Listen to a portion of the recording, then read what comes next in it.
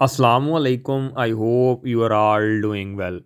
आज की इस वीडियो में हम बात करने जा रहे हैं CSS के मुतल्लक। There are lot of students जो ये सवाल पूछते हैं कि सर हमें CSS करना है फ्यूचर में और हमें कौन सी डिग्री करनी चाहिए, यानी कि वो कौन सी ऐसी डिग्रीज़ हैं जिनके करने के बाद आपको CSS पास करने में बहुत ज़्यादा मदद मिलती है। तो ये वो बेसिक सवाल है जो बच्चों के माइंड में बार बार आता है। तो इंशाल्लाह आज हम इस वीडियो में इसी टॉपिक को, इसी सवाल को एड्रेस करने की कोशिश करेंगे। इससे पहले भी मैंने CSS के मतलब 2 वीडियोस बना रखी हैं जिसमें मैंने आप लोगों को CSS की जो दूसरी तस्वीर है वो दिखाने की पूरी कोशिश की है, क्योंकि हमारे यहाँ गरीब का जो निज़ाम तलीम है वो और है और अमीर का जो निज़ाम तलीम है वो और है। मैं बेसिकली तौर पर हमारे लोअर क्लास और मिडिल क्लास के लोगों की बात करता हूँ, जिनके बच्चों को मोस्टली बहुत सारे बच्चे ऐसे होते हैं जब वो FSC कर रहे होते हैं या FA कर रहे होते हैं तो उनको इतना इल्म ही नहीं होता CSS जैसी चीज़ के बारे में।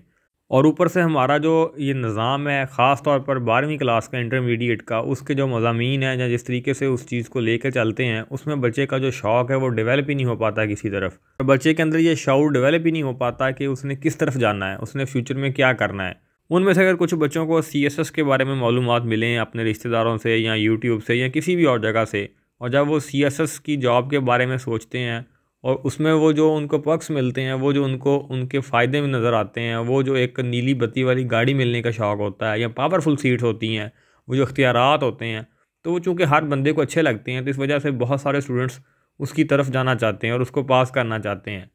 लेकिन चूँकि CSS के मतलब पूरी आगाही नहीं होती, जिसके बाद बहुत सारे बच्चों के ज़हन में बहुत सारे फिर सवालात आते हैं, जिनमें से सबसे मेन सवाल तो यही होता है कि हमें चले CSS पास करना है तो डिग्री कौन सी करें।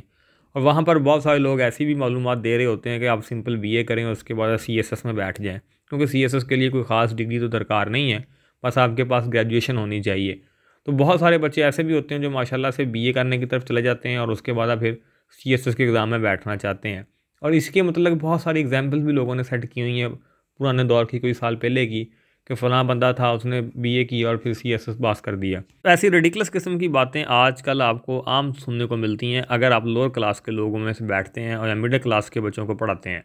तो ये बात उन लोगों के लिए जो लोग बीकन हाउसेस में पढ़ाते हैं या कुछ LGS वगैरह में पढ़ाते हैं, तो उनको ये मेरी बातें रेडिकुलस लगेंगी कि शायद ये अपने से ही कोई बंदा बात कर रहा है। ऐसा नहीं है। आप बच्चों में जाके जब बातें सुनेंगे तो आपको ये बात समझ आ जाएगी कि इंटरमीडिएट के स्टूडेंट्स का आजकल यही हालात हैं। और उनमें से कुछ लोगों को फिर ये भी बात पता चलती है कि शायद उनको कुछ डिग्रीज़ ऐसी भी हैं जैसे कि इंटरनेशनल रिलेशंस हैं, पॉलिटिकल साइंस है या लॉ है, या कुछ ऐसी डिग्री करनी चाहिए जिसमें से CSS के जो मज़ामीन हैं वो आते हैं और वो उनको पास कर सकते हैं अगर वो ये डिग्रियाँ कर लें। तो ये मैं बात करना चाहता हूँ सबसे पहले इंटरनेशनल रिलेशंस की। अगर इंटरनेशनल रिलेशंस की अगर हम डिग्री उठा के देखें और उनका सिलेबस उठा के देखें तो इस बात में कोई ज़्यादा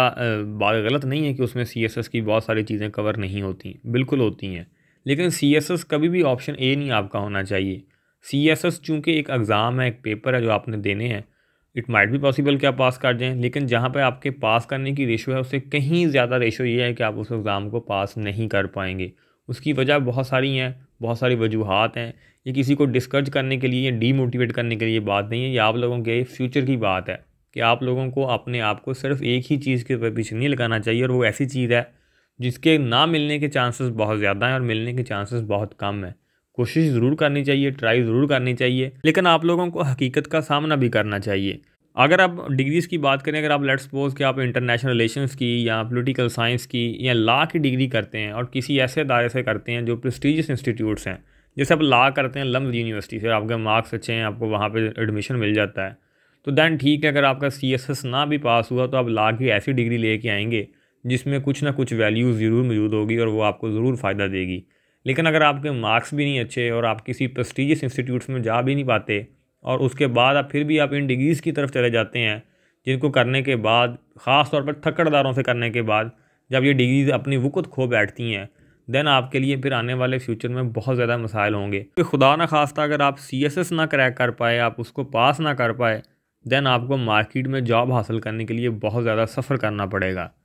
तो ये बात आपको अपने माइंड में रखनी चाहिए। तो लिहाजा आप अपनी ऑप्शन A जो है वो ये रखें कि आपको फ्यूचर में फ़र्स्ट ऑफ़ ऑल आपको कोई ऐसी डिग्री करें जिसमें आपको कोई टेक्निकली आप स्ट्रॉन्ग हो, आज के दौर की डिग्री हो, जिसको करने के बाद आपको अगर CSS जैसा एग्ज़ाम ना भी पास हो, तो अगर आप किसी अच्छे दायरे में ना भी जा सकें तो भी वो डिग्री आपके लिए फ्रूटफुल साबित हो। जैसे अब कंप्यूटर साइंस की डिग्रीज़ हैं या कंप्यूटर साइंस की स्किल्स हैं, वो बहुत सारे बच्चे सीख लेते हैं और उसके साथ वो उनका जो मुआशी हालात हैं वो उनको बैलेंस रखती हैं और उसके साथ वो बच्चे फिर CSS के एग्ज़ाम की तैयारी भी करते हैं। तैयारी करना बुरी बात नहीं है। और ये भी मैं आपको बताना चाहता हूँ कि कोई ख़ास डिग्री ना भी हो ना आपके पास, लेट्स सपोज आपने ये इंटरनेशनल रिलेशंस, पॉलिटिकल साइंस या लॉ वगैरह ना भी किया, आप साइंस स्टूडेंट्स हों, there are lot of students जो साइंस सब्जेक्ट्स पढ़ रहे हैं या डॉक्टर बन रहे हैं, इंजीनियर बन रहे हैं, तो ये भी वो बात उनके लिए भी मैं कहना चाहता हूँ कि आपको CSS बहुत सारे पास आउट ऐसे मिल जाएंगे जिन्होंने केमिस्ट्री में PhD कर रखी थी या MPhil कर रखा था, या जिन लोगों ने डॉक्टर थे, इंजीनियर थे, तो आपको ऐसे बहुत सारे लोग मिलेंगे जो किसी और यानी कि बज़ाहिर आपको इर्रेलेवेंट सब्जेक्ट्स नज़र आएंगे, इर्रेलेवेंट डिग्रीज आएंगी रिगार्डिंग टू CSS, लेकिन फिर भी उन लोगों ने CSS को पास किया होगा और डिस्टिंक्शन से पास किया होगा। तो लिहाजा ये मैं आपको कहना चाहता हूँ कि अगर आपका कोई भी सब्जेक्ट का बैकग्राउंड होगा, अगर आप CSS के लिए तैयारी करेंगे तो CSS एक और चीज़ है, एक और एग्ज़ाम है जिसको आपको तैयारी करनी पड़ती है, अच्छी खासी मेहनत करनी पड़ती है, बहुत सारा टाइम उसके ऊपर लगाना पड़ता है, उसके बाद जाके CSS आप पास कर सकते हो। तो लिहाजा अपने आप को, अगर आप CSS पास करना चाहते हैं, CSS आपका ड्रीम है, तो उसको ड्रीम के लिए आपको सेपरेट मेहनत करनी चाहिए, लेकिन आप अपने आप को किसी ऐसी बंद गली में दाखिल नहीं कर देना चाहिए जिसके बाद अगर आपका CSS पास नहीं होता तो आप कुछ ऐसी डिग्री कर लेते हैं CSS के पीछे जिसके बाद आप लोगों को फिर नौकरी ना मिले या आप लोगों के लिए बहुत ज़्यादा जो मसाइल हैं वो क्रिएट हो जाएँ। तो लिहाजा ये जो सवाल है कि CSS के लिए बेस्ट डिग्री कौन सी है, तो बेस्ट डिग्री पहले आप अपने लिए चूज़ करें कि आपके लिए अगर CSS पास ना हो तो बेस्ट डिग्री कौन सी है, देन आप CSS की प्रिपरेशन साथ करें और आपको वो डिग्री नहीं रोकेगी कि आप CSS की तैयारी साथ ना करें। तो वो सब डिग्री के साथ अपनी CSS की तैयारी करें, अपनी अंग्रेज़ी बेहतर करें और चीज़ों को साथ लेके चलें, देन आपको इंशाअल्लाह ताला ज़रूर इसका फ़ायदा होगा। उम्मीद है कि आप लोगों का ये सवाल एड्रेस हो चुका होगा इस वीडियो में और आप लोगों को कुछ क्लैरिटी ज़रूर आई होगी। बाकी ये मेरी सारी ज़ाती मालूमात हैं, स्टम्पशुदा बातें नहीं हैं, totally based on personal experience है, आप इसमें डिसएग्री भी कर सकते हैं। वीडियो अच्छी लगी हो तो वीडियो को लाइक ज़रूर कीजिएगा। Thank you.